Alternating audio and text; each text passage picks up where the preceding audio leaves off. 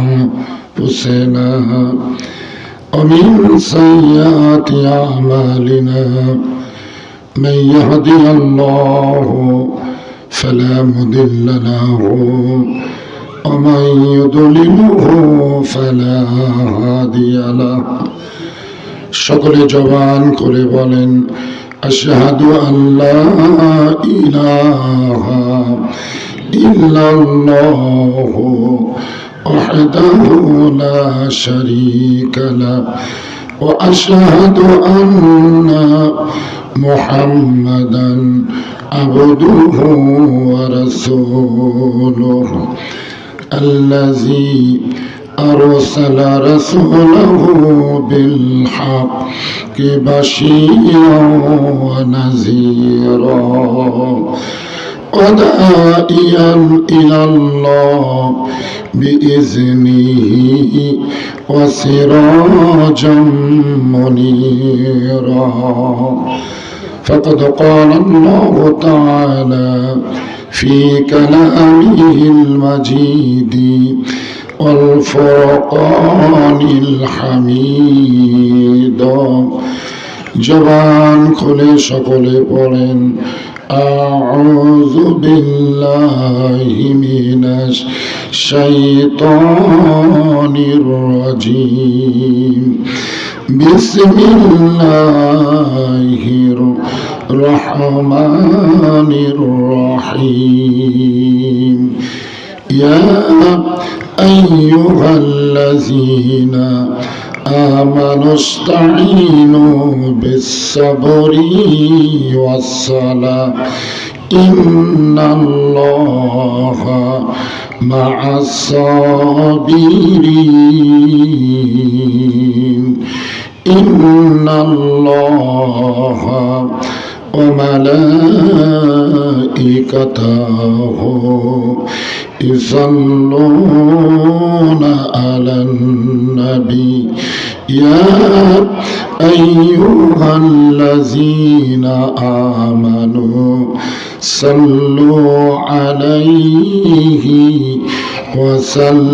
وسلموا تسليما اللهم صل على محمد وعلى آل محمد كما صليت على إبراهيم وعلى آل إبراهيم إنك حميد مجيد اللهم بارك على محمد وعلى آل محمد كما باركت على إبراهيم وعلى آل إبراهيم إنك حميد مجيد لا إله إلا الله لا إله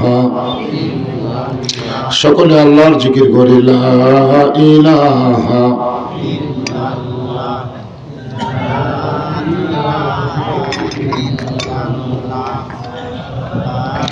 لا إله إلا الله لا إله إلا الله لا إله إلا الله لا إله إلا الله لا إله إلا الله মুহাম্মাদুর রাসূলুল্লাহ সকলে বলি সাল্লাল্লাহু আলাইহি ওয়াসাল্লাম।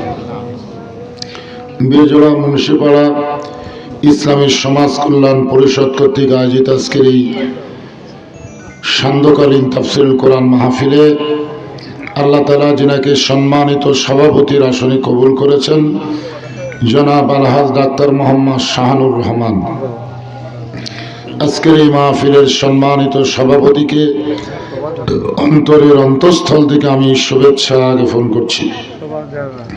সম্মানিত সহসভাপতিবৃন্দ জনাব মোহাম্মদ রুহুল কুদ্দুস ডিলু, জনাব মোহাম্মদ আব্দুল সালাম, জনাব আলহাজ মোহাম্মদ গোলাম রব্বানী, আজকের এই মাহফিলের সম্মানিত প্রধান অতিথি জননেতা জনাব গোলাম রব্বানী সহ আজকের মাহফিলের সম্মানিত আমন্ত্রিত অতিথিবৃন্দ, সম্মানিত বিশেষ অতিথি, সম্মানিত ওলামায়ে কেরাম, আপনাদের মাঝে মাঝে যে সমস্ত আলেম ওলামা বসে আছেন, মঞ্চে আছেন, মাগরিবের নামাজের পর থেকে যিনি আলোচনা করেছেন, আলেম ওলামা সহ আজকের মাহফিলের বক্তাগণকে অন্তরের অন্তঃস্থল থেকে আমি শুভেচ্ছা জ্ঞাপন করছি। এই মুহূর্তে আমার সামনে যারা বসে আছেন, যিনাদেরকে আল্লাহ দয়া করে, রহম করে, মেহেরবানি করে আজকের এই জান্নাতের বাগানে কবুল করেছেন। আমি যখন বললাম কবুল করেছেন, তখন আপনাদের কিছু বলা দরকার ছিল, কারণ আমরা এখানে নিজের ইচ্ছায় আসতে পারবো না যদি আল্লাহ আমাদেরকে না কবুল করেন। যে আল্লাহ দয়া করে, রহম করে আজকের এই জান্নাতের বাগানে আমাদের কবুল করেছেন, আমার সামনে যারা বসে আছেন, আমি আমার অন্তরের অন্তঃস্থল থেকে আপনাদের সবাইকে শুভেচ্ছা জ্ঞাপন করছি। সম্মানিত মা বোনেরা, পর্দার অন্তরালে বসে বসে যারা আলোচনা শুনতেছেন, তাদেরকে শ্রদ্ধা জ্ঞাপন করি। এই মুহূর্তে জানতে চাচ্ছি আপনারা সকলে কেমন আছেন? আলহামদুলিল্লাহ রাব্বিল আলামিন। সুস্থতা আল্লাহর পক্ষ থেকে বিশাল একটা নিয়ামত, আবার অসুস্থতাও আল্লাহর নিয়ামত। আল্লাহ যেটাই দিবেন সেটাকে গ্রহণ করা লাগবে। আমি শরীরের দিক দিয়ে মোটামুটি সুস্থ থাকলেও কণ্ঠের দিক দিয়ে পুরাপুরি অসুস্থ। এই জন্য এখন তো বক্তাদের চেহারা দেখার জন্য মানুষ আসে না, আসে কিছু কথা শোনার জন্য। সেই কথা যদি সুন্দরভাবে উপস্থাপন না করা যায়, তখন অনেকেই অনেক কথা বলে, যার কারণে আমি ভয় পাইছি সকাল থেকেই যে এই মাহফিলে যাব কি যাব না।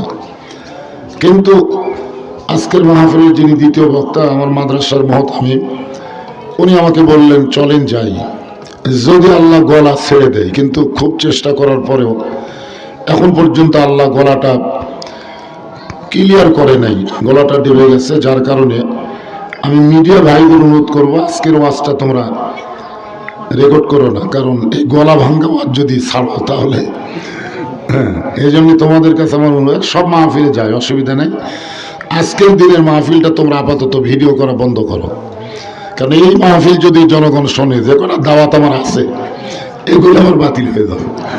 কিন্তু গলা ভাঙ্গা তো এটা সবসময় থাকবে না, হয়তো দেখবেন 2-1 ঘন্টা পর এমনি ক্লিয়ার হয়ে যাবে। কি বলেন? এটা কিন্তু এরকমই হয়। তো যাই হোক, আল্লাহর কাছে এবং আপনাদের কাছে আমি দোয়া চাই, আল্লাহ যেন এই কণ্ঠের দিক দিয়ে আমাকে পুরোপুরি সুস্থতা দান করে। সকলে বলে আল্লাহুম্মা আমিন। আমি লম্বা চড়া কোনো কথা বলতে পারবো না। পবিত্র কালামুল্লাহ শরীফ থেকে একটা আয়াত আপনাদের সামনে তেলাওয়াত করেছি। এই আয়াতকে কেন্দ্র করে আজকের আলোচনা হবে। এই মাসটা হলো রজব মাস। জোরে বলেন কি মাস? এই মাসের চাঁদ ওঠার সঙ্গে সঙ্গে আল্লাহ রাসূল একটা দোয়া বেশি বেশি পড়তেন, আল্লাহুম্মা বারিক লানা ফি রজব ওয়া শাবান ওয়া বাল্লিগনা রমাদান। এই হাদিস অনুযায়ী আমরা বুঝতে পারি কে কখন মরবে এটা আল্লাহ রাসূলও জানতেন।